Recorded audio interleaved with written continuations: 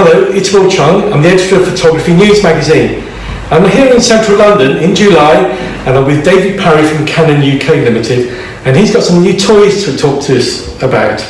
So, David, I've got the G7X Mark III here. Correct. Is that right? Yes. Perhaps you can tell me what's exciting about this camera, and then you can talk about the G5X Mark II. That's right, yeah. So many codes. So tell me about the G7X Mark III first, please. Okay, so the G7 series, that's a really popular camera for us, especially with the vlogging community. Okay. People shooting videos, they absolutely love the G series, the G7 series in particular.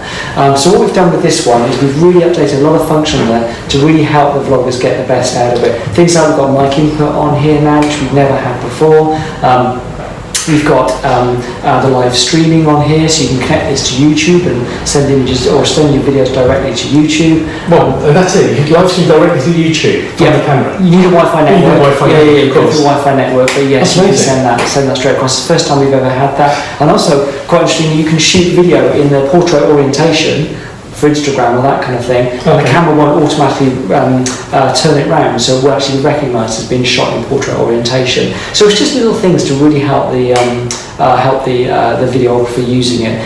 Also as well for still photography, it's got a new sensor inside there, brand new sensor, new processor to give you really good image quality. It will shoot 30 frames a second, raw images, so CR3 RAWs, 30 frames a second, which is pretty impressive. And what's the resolution of this for still pictures? So 20.1 million pixel sensor is the sensor. And you can shoot 30 frames per second at the resolution in RAW? In RAW, yep, so it's a CR3 RAWs. It's an automatic mode on here, which is a great little mode for actually shooting. Really good low light capability as well. And then going back to the movie functions, it will shoot 4K, and there's no crop on that. So it's a 1-inch sensor, and you can use the whole of the 1-inch sensor to give you the to shoot 4K. Okay. So that's impressive. Yep. And tell me about the G5X Mark II then.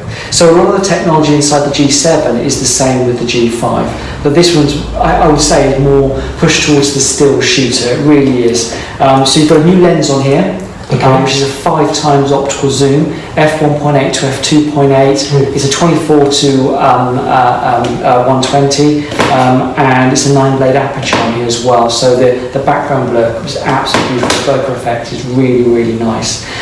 You've got a variable angle screen on the back here, but what I like about this one, it's got a little pop-up viewfinder on it as well, which is built into the body. So the original G5 had it on the top here.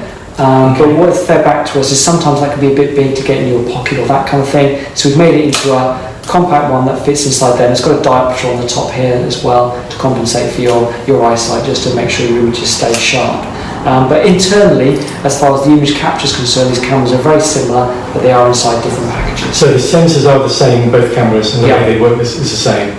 Yeah. But this one appeals much more to the vlogging community, and that one's much more to the still community. That's what I mean, yes, absolutely, yeah. I mean, this one, I think if you shoot stills, you probably might this one more because of the 5 times zoom and the built-in viewfinder. But this one is still smaller. It's still got the same stills capability, but there's a lot of functions on here to be of interest to the YouTuber or the vlogger and that kind of thing. And just quickly scrolling through the menus here, they're very familiar. They're very SLR-like.